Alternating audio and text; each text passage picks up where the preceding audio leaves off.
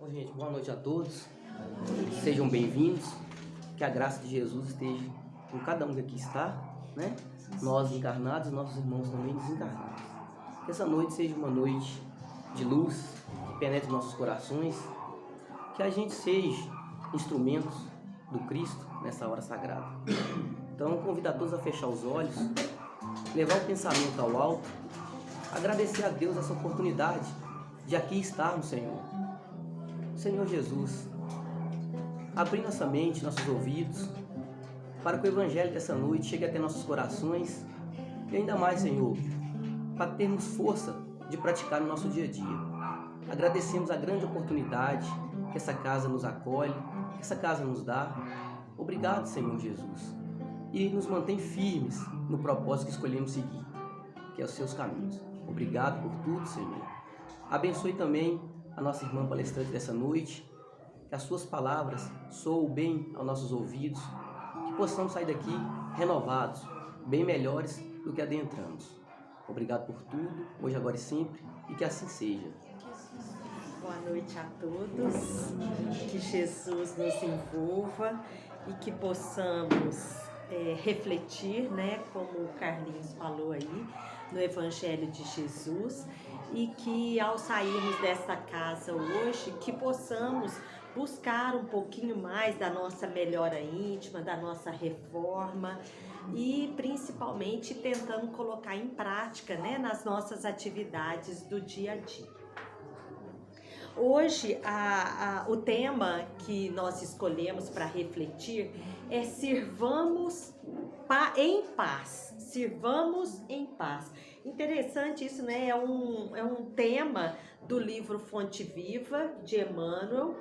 E se a gente está servindo numa condição onde nós não estejamos em paz ao servir, ao executar alguma tarefa, tem algo errado aí, né? Então é algo para a gente refletir na noite de hoje. Bom, servir, se o tema é sirvamos em paz, servir, o que significa? Significa auxiliar, ajudar, oferecer, ser útil, importar-se, fazer algo por. Então esse é o significado de servir. E aí, se a gente for ver, o Livro dos Espíritos, ele não traz o conceito de servir, mas ele traz o conceito de trabalho. Primeiro, Allan Kardec vem nos dizer que trabalho é uma lei. Então, trabalhar é lei. E aí, quando a gente vai buscar lá em Martins Peralva, um outro autor de referências espíritas, nós vamos perceber que Martins Peralva, ele traz 3 tipos de trabalho que a gente vai falar daqui a pouco. Mas o Livro dos Espíritos, ele conceitua trabalho como uma ocupação útil. Então, trabalho, uma ocupação útil, e servir é ser útil. Então, nós temos aqui que servir é a mesma coisa que trabalho. E é algo que eu faço de útil para mim ou para alguém. Martins Peralva, ele traz 3 tipos de trabalho. Ele fala do trabalho que nos dá dignidade, que é aquele trabalho onde nós somos remunerados para exercê-lo. Nós temos ainda o trabalho espiritual, que é aquele em que em que eu saio da minha posição de comodidade e vou ao encontro do outro. Eu vou fazer algo, um trabalho voluntário, seja qual for o tipo de trabalho. Mas esse espiritual, ele não tem a remuneração como tem o trabalho do cotidiano nosso. E o terceiro tipo de trabalho, que Martins Peralva vem nos dizer, é o trabalho moral. Olha que interessante, esse trabalho moral é um trabalho que nós fazemos conosco mesmo, que é o autoconhecimento, é o estudo da espiritualidade ou estudo, né, no campo do intelecto mesmo. Então ele é um trabalho que eu busco o melhoramento do meu ser espiritual. Apesar de todos os três tipos de trabalho, se a gente for pensar, todos os dois tipos de trabalho anterior, ele vai cair no trabalho moral, se a gente for pensar, porque todos eles vão me proporcionar uma forma de crescimento espiritual, concordam? Olha só, no trabalho que Martins Peralva chama do trabalho remunerado, né, que dá dignidade ao homem, o que a gente vai fazer? É ali no nosso trabalho que nós exercemos uma profissão nossa, é ali naquele trabalho remunerado que eu estarei convivendo com pessoas que vão tirar tudo de melhor de mim, mas também vão tirar também o que há de pior em mim. Então, olha como que eu tenho um trabalho, eu faço também um trabalho moral associado. Então, um trabalho, ele praticamente ele vai permear o outro tipo de trabalho. Mas, o que é mais importante na noite de hoje? Que trabalho é uma ocupação útil. Tudo que eu faço que tem utilidade para mim e para o outro é trabalho, de acordo com o conceito da doutrina espírita. E na questão 676, os benfeitores espirituais dizem assim: sem o trabalho, o homem permaneceria sempre na infância, quanto à inteligência. Então vejam, o trabalho ele nos desenvolve, é o trabalho moral aí, né? Por isso é que seu alimento, sua segurança e seu bem-estar dependem do seu trabalho e da sua atividade. Quando eu busquei essa questão lá do Kardec, do Livro dos Espíritos, que ele diz que sem o trabalho, o homem permaneceria sempre na infância, eu deixei aqui até grifado em vermelho para nós que somos pais, mães, que somos tutores, né, que temos algum espírito sob nossa responsabilidade. Olha o tanto que é importante que a gente já desenvolva nos nossos filhos, desde pequenininho, né, essa vontade, esse estímulo para o trabalho. E poucos de nós, quando nós estamos em família, nós dividimos as tarefas do lar, as tarefas da casa. Poucos de nós assenta com os filhos à mesa e divide. O que você gostaria de fazer no nosso lar, na nossa casa? Qual será a sua responsabilidade? Nós estamos ensinando e educando os nossos filhos no trabalho. Nós estamos estimulando os nossos filhos a sair desse estágio de infância espiritual.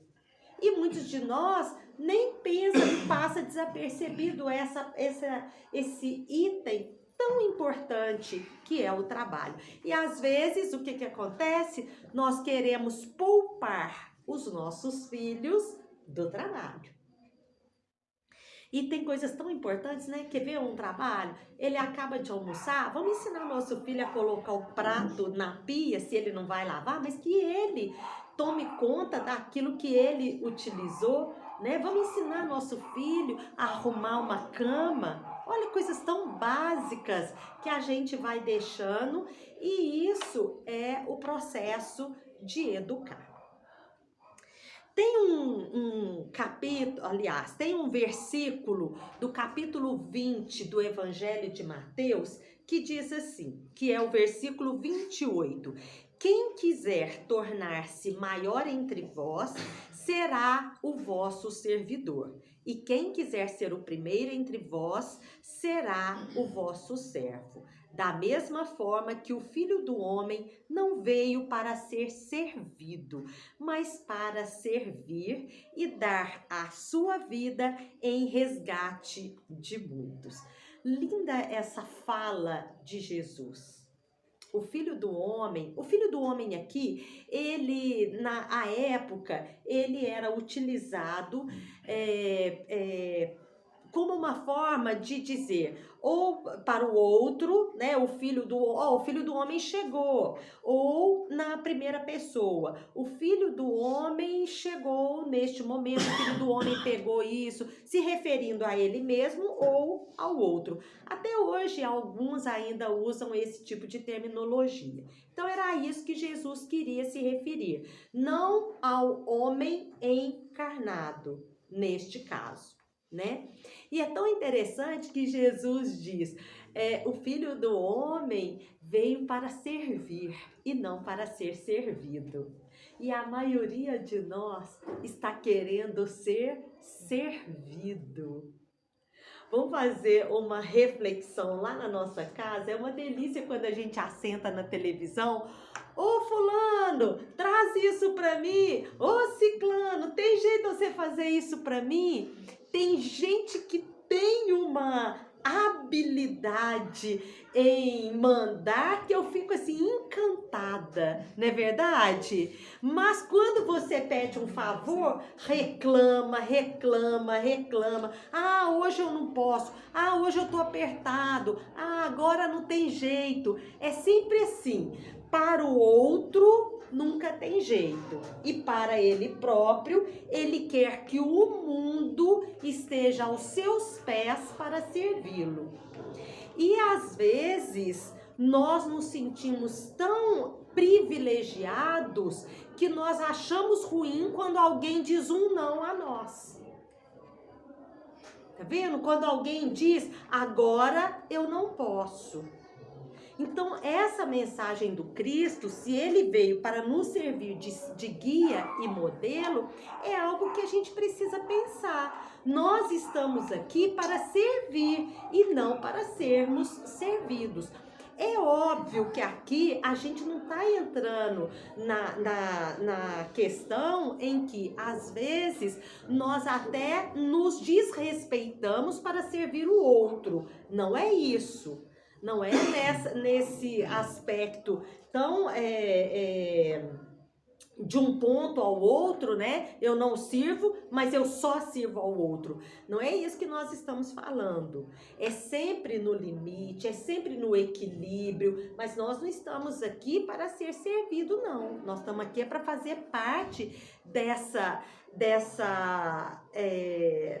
desse planeta, é para auxiliarmos uns aos outros no processo de evolução.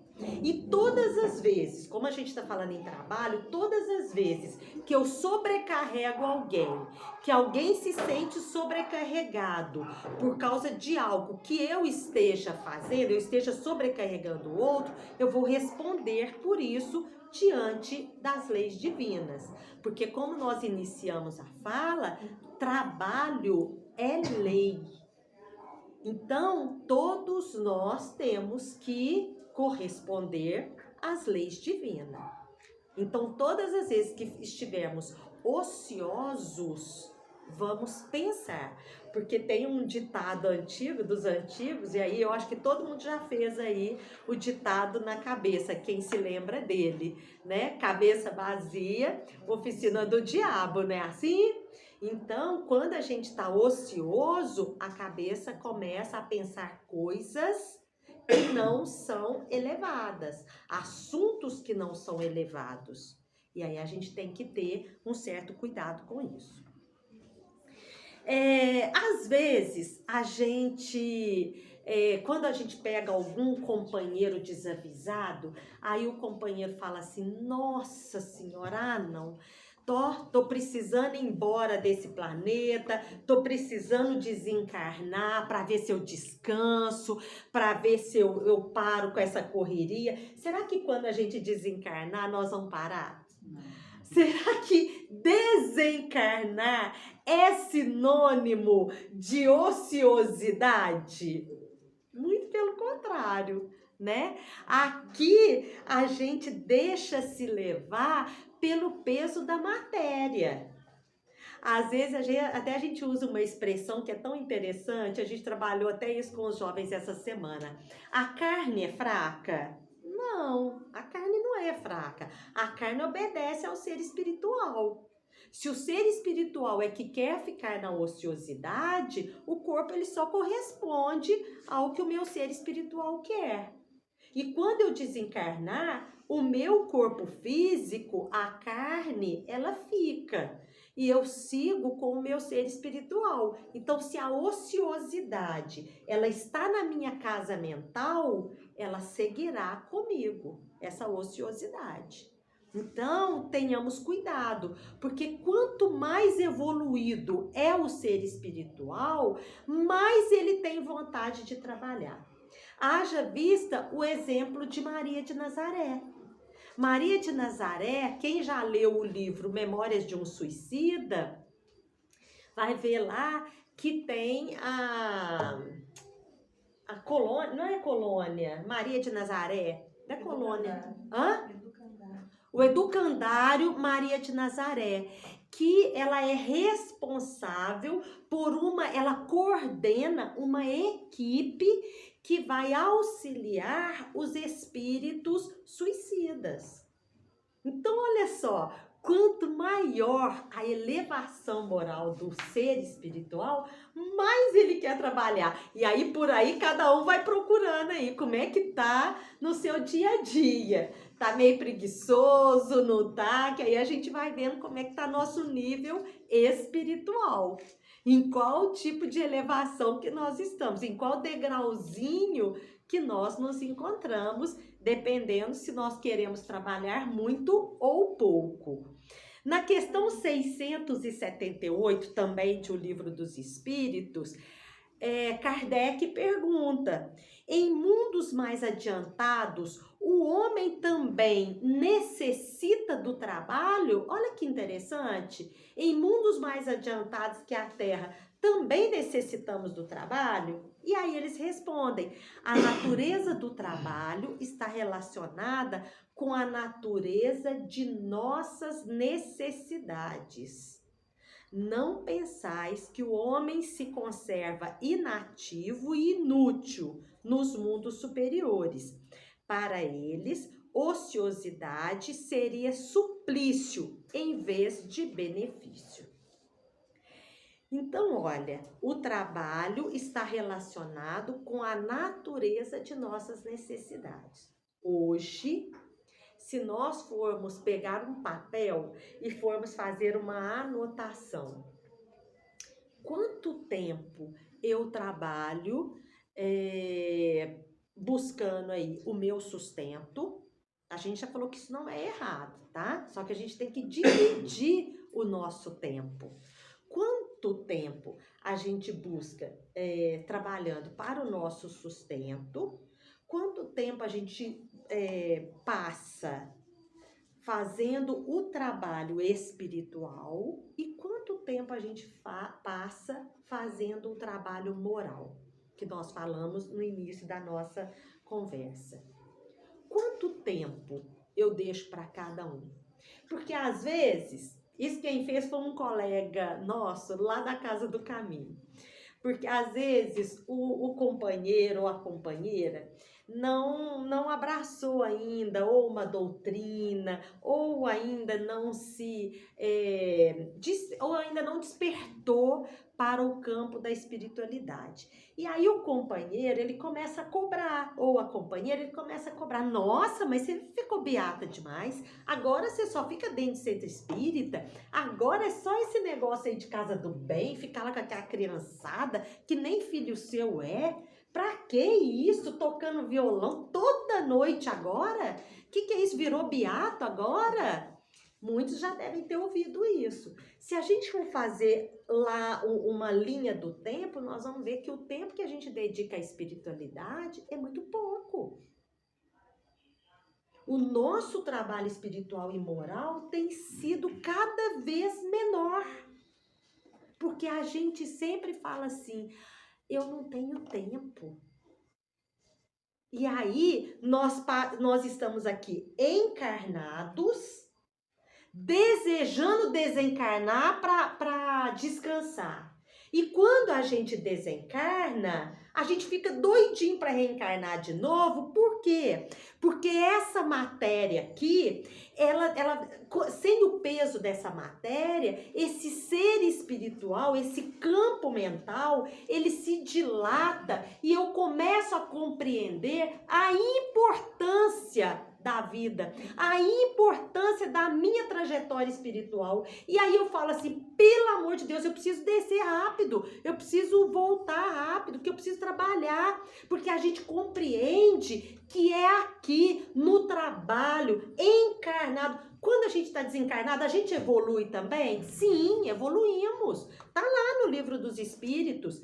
E a pergunta é, na erraticidade, o espírito evolui? Sim, a erraticidade é o quê? É um momento de transição entre...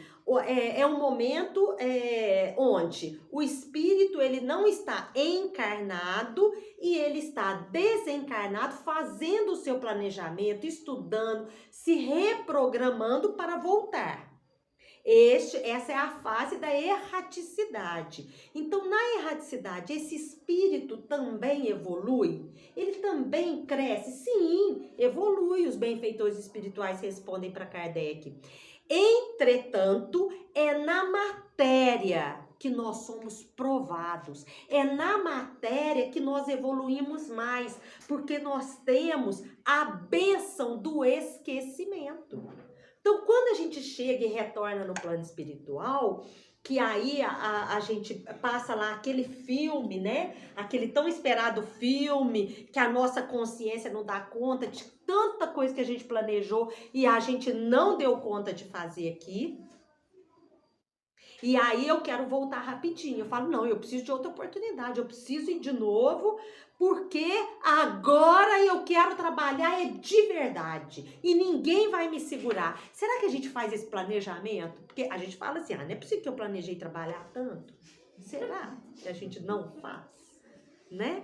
E quando a gente está aqui na Terra, encarnado, nós somos chamados a servir. E quantos de nós temos alegado até agora insuficiência, falha, incapacidade, tentando justificar a nossa própria omissão? E muitos de nós que falam quando a gente é chamado ao trabalho, eu não estou pronto não. Eu ainda não estou pronto. Ainda não é o meu momento. E aí nós vamos protelando. No livro Cartas e Crônicas, o irmão X, ele relata que Belino Castro estava cansado, como ele dizia, ele já estava desencarnado. E ele estava cansado de tanto aprendizado no plano espiritual. E ele rogou ao Senhor a bênção da reencarnação. Olha, como que agora, lá no plano espiritual, a gente acha a reencarnação uma bênção. Quando nós estamos aqui, nós estamos achando a nossa reencarnação um peso. É difícil demais, tá difícil demais viver nesse planeta. Tá difícil demais viver com essas pessoas que eu tenho lá em casa. Nossa, meu trabalho tá difícil demais. Tudo para nós tá difícil demais. E o Belino Castro, ele estava no plano espiritual achando que tudo lá também estava difícil demais. E aí foi concedido a ele, então, que retornasse ao planeta terrestre, ao plano terrestre. E aí ele recebeu essa honrosa incumbência. Ele renasceria para a obra da fraternidade cristã. Se alguém se identificar com o Belino aqui, isso não é culpa minha, isso é culpa do irmão X, tá? Eu não tenho nada a ver com essa história, eu só estou retratando o que o Espírito trouxe. E aí, ele renasceria para a obra de uma fraternidade cristã. Seria prestimoso benfeitor dos doentes. Olha o que ele planeja, hein? Vou cuidar dos doentes, protegeria os enfermos, distribuiria com eles a coragem e a consolação em nome de Deus. Não precisa, o anjo falou para ele, o mentor espiritual dele falou para ele, não precisa se preocupar com a aquisição de bens materiais para desenvolver as suas tarefas. Mantenha as mãos no arado. Arado é aquele instrumento, né, que se usa na lavoura para abrir a terra, não é isso? Para fazer um fulcro na terra, para plantar. Então, mantenha as mãos no arado generoso do trabalho e o serviço atrairá os recursos de que necessite. Porque, às vezes, quando a gente está aqui na terra e que a gente quer fazer um trabalho, a gente fala assim, mas eu não vou começar essa tarefa, não, sabe por quê? Eu não tenho dinheiro agora. De onde que eu vou tirar esse dinheiro? E a espiritualidade já fala para ele, trabalha porque o recurso vai chegar para você. Mas, aí ele pergunta, mas e quando surgirem as dificuldades imprevistas e especiais? Utilize-se da prece.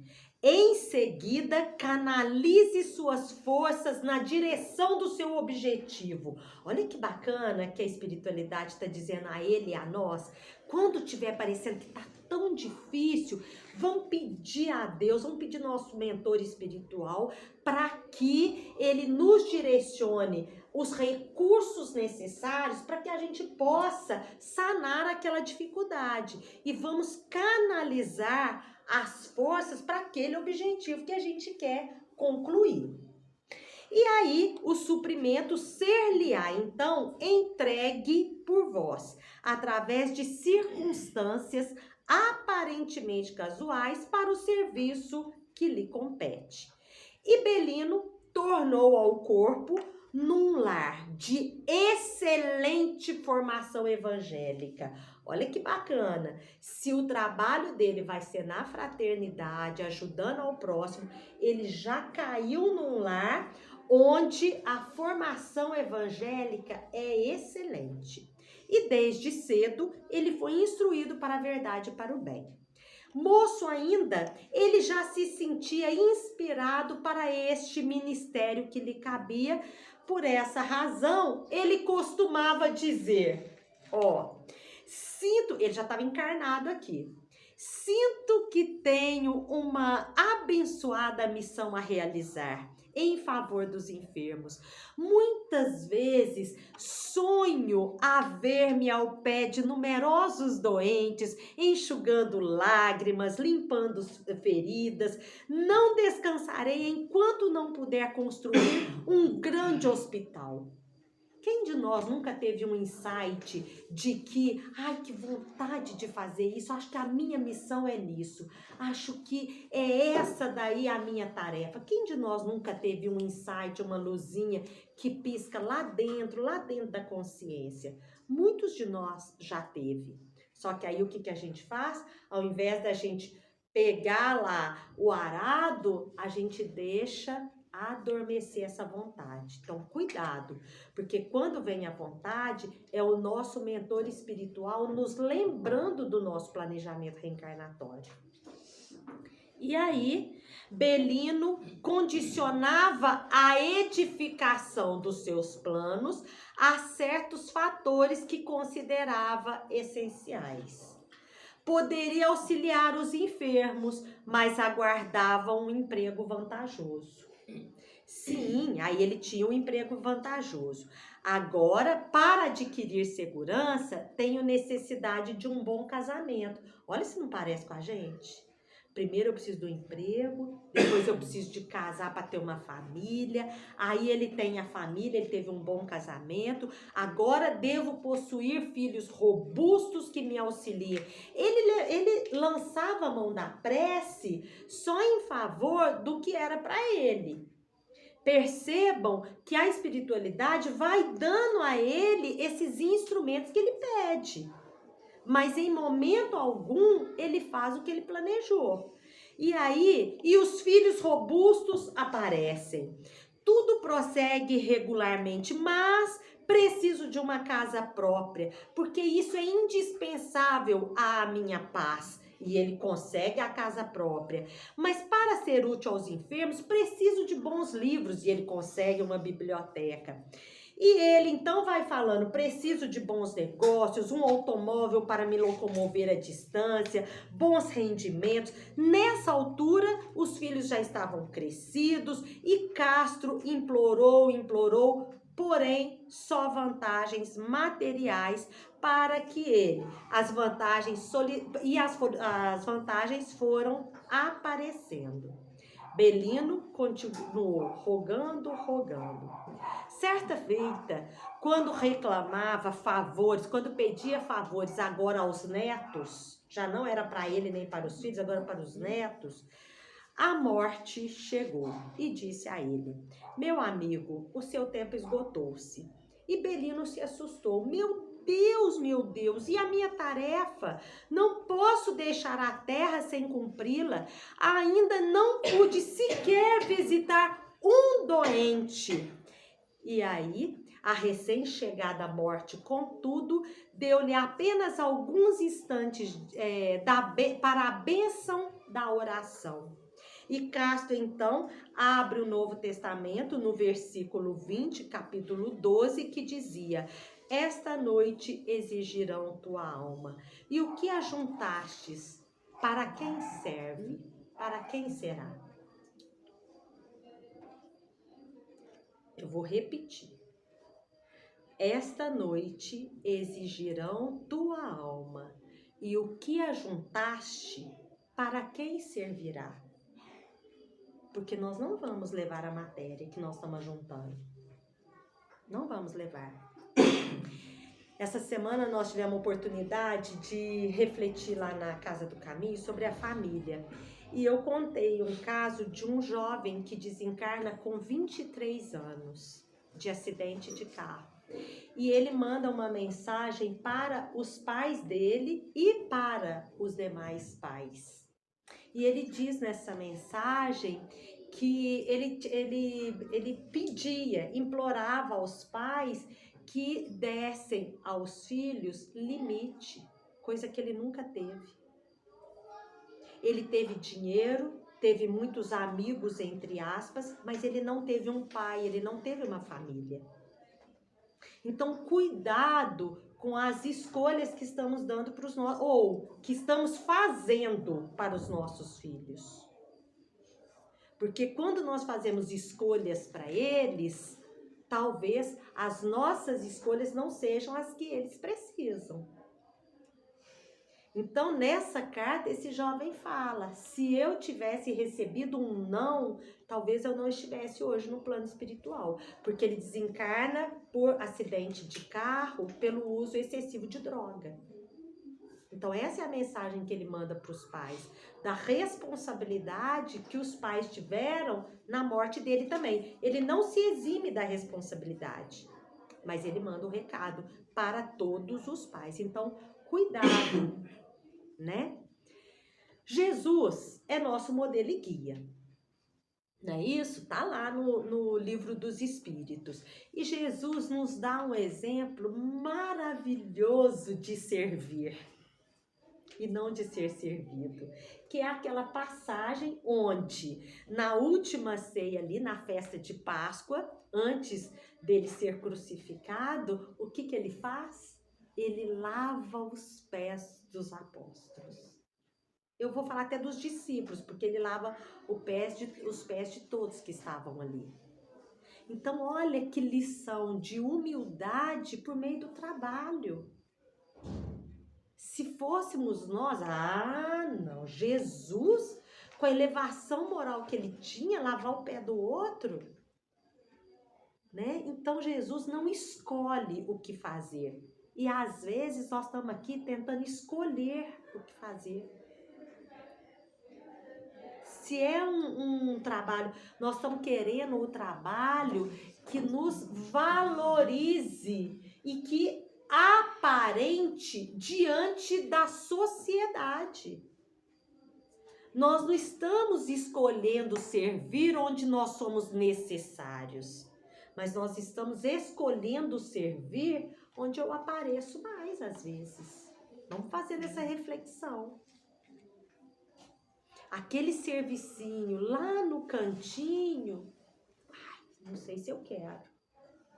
Isso não fica claro para mim. Eu vou mascarando. Hoje eu não posso. A gente tem uma passagem também que é muito interessante, que é quando a mãe de João e Tiago chegam para Jesus e pede a Jesus que ele coloque um à sua direita e o outro à sua esquerda. Olha aí, nós estamos querendo os melhores lugares. E Jesus responde a ele: vocês são capazes de beber do terrível cálice do qual eu logo vou beber? Nós estamos querendo o melhor lugar, mas nós estamos prontos para esse melhor lugar que nós queremos? Quem sabe a gente começa num trabalho de humildade para depois a gente chegar lá em cima. Porque nós queremos colher os frutos. Isso é Emmanuel que diz. A maioria de nós queremos colher os bons frutos, mas não desejamos semear, plantar e cuidar. Olha o que Emmanuel fala. Nós queremos os frutos, mas para estar ali, abrindo a vala, jogando a semente, indo ali todo dia, aguando, colocando adubo, é difícil, dá trabalho. Nós só queremos pegar o fruto lá no pé. Então, a maioria de nós quer colher o fruto, mas não quer semear, plantar e muito menos cuidar. Gozam dos direitos e regalias, no entanto, fogem de deveres e eximem-se de qualquer compromisso mais sério.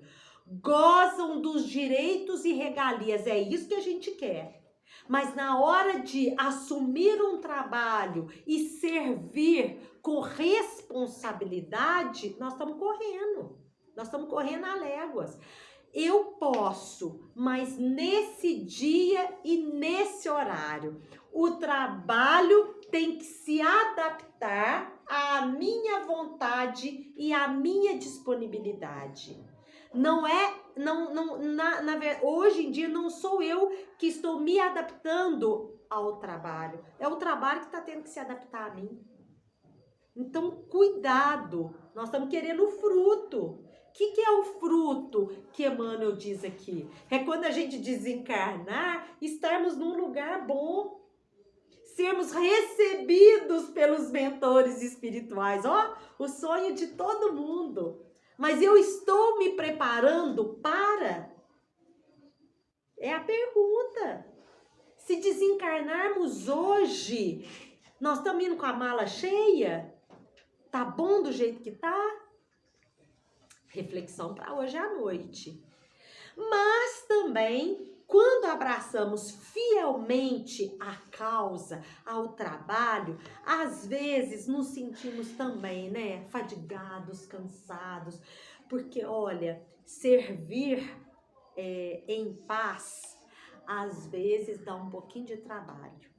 Porque às vezes a gente tá aqui trabalhando e o outro tá falando mal, tá puxando a gente para baixo. Que bobagem, que besteirada que é essa? Gastando o seu dinheiro com isso, não é assim? Às vezes nós estamos numa luta para ir e tem 10 tentando puxar a gente para baixo. E Pedro, Simão Pedro, o apóstolo, ele estava nessa situação. Jesus já havia retornado ao plano espiritual. E Pedro, então, conta que Pedro estava cansado depois de 20 dias junto ao povo, ali, trabalhando, banhar ferimentos, alimentar mulheres e crianças, e em vez de receber a aprovação do povo, recolhia, então, insultos velados aqui e ali. É a forma com que, às vezes, aquele que abraça o trabalho, principalmente o trabalho na fraternidade, é isso que, às vezes, recebe. Após 3 semanas consecutivas de luta, fatigara-se e preferia isolar-se entre os arbustos amigos, as árvores do campo. Por isso mesmo, numa tarde, quase noite, estava ele só, diante das águas, a refletir. Aproximara-se alguém. Era o próprio Cristo. Que fazeis, Pedro? Penso, mestre. Estás triste? Jesus pergunta a Pedro. Muito triste. Por quê? Chamam-me de ladrão. Mas a tua consciência não te acusa?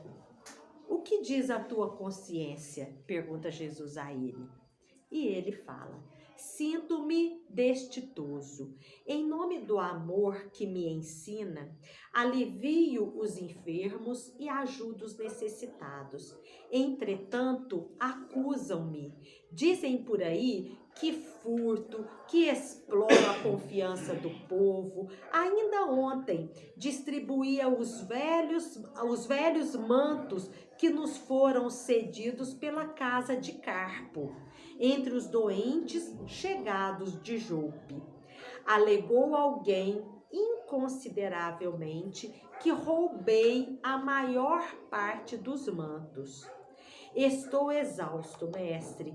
20 dias com a multidão pesam muito mais que 20 anos de serviço de pesca na barca. Olha, Pedro, que deste aos necessitados nesses últimos 20 dias? Perguntou Jesus. Moedas, túnicas, mantos, unguentos, trigo e peixe, respondeu Pedro. E de onde chegaram as moedas? Das mãos de Joana, a mulher de Cusa. E as túnicas, Pedro? Da casa de Zobalã, o curtidor. E os mantos? Da residência de Carpo, o romano, que decidiu amparar-nos. E os unguentos? Do lar de Zebedeu, que os fabrica. E o trigo, Pedro? O trigo da seara de Zaqueu, que sempre se lembra de nós, mestre. E os peixes? Os peixes vieram de nossa própria pesca. E então, Pedro, que devo entender, Senhor, com todas essas perguntas? E Jesus responde que apenas entregamos aquilo que nos foi ofertado para distribuirmos em favor dos que necessitam. A divina bondade conjuga as circunstâncias e confia-nos, de um modo ou de outro, os elementos que devamos movimentar nas obras do bem. Disseste servir em nome do amor, não é isso? Sim, mestre. Então, recorda que o amor não amontoa calúnia, nem conta sarcasmo. Pedro, renova mentalmente e sirva na paz do dever cumprido. Então, quando estamos servindo na paz, é na paz do Cristo. É na paz que ouve as injúrias, que ouve todas as atrocidades e segue. Porque nós não estamos aqui para discutir ou dizer se estamos certos ou se estamos errados. Estamos aqui apenas para servir e seguir. E nós vamos encerrar com uma poesia que eu achei muito perspicaz para este momento, que é o Chico Xavier, que é uma psicografia do Chico Xavier, e ele nos faz um alerta. E essa poesia, ela diz assim: para servir com Jesus na seara do Evangelho, é preciso abandonar as manhas do homem velho, O discípulo sincero nos caminhos redentores, por enquanto encontrará mais espinhos do que flores. Esse logo desanima ao primeiro contratempo, mas se tudo corre bem, alega falta de tempo. Aquele que cultivar amor na gleba da fé, encontrando tiririca, larga a pá e dá no pé. Não devemos criticar, na terra foi sempre assim. Na hora do vamos ver, é choro do início ao fim. Quem cruza os braços no mundo e o próprio tempo aniquila, de uma nova encarnação terá que enfrentar uma fila. Se você tem com Jesus a bênção de trabalhar, meu amigo, siga em frente e pare de reclamar. Que Jesus nos abençoe, que nos ilumine e que, ao retornarmos aos nossos lares na noite de hoje, vamos aí com essa pulguinha atrás da orelha, pensando, nós estamos servindo realmente em paz? Ou será que quando estamos no serviço, estamos preocupados em quem está fazendo, quem não está fazendo, quem está julgando o nosso trabalho, quem está nos avaliando? A proposta aqui é pegar o arado, olhar para frente e seguir. Fazer a nossa prece. A musiquinha vai ficar no fundo.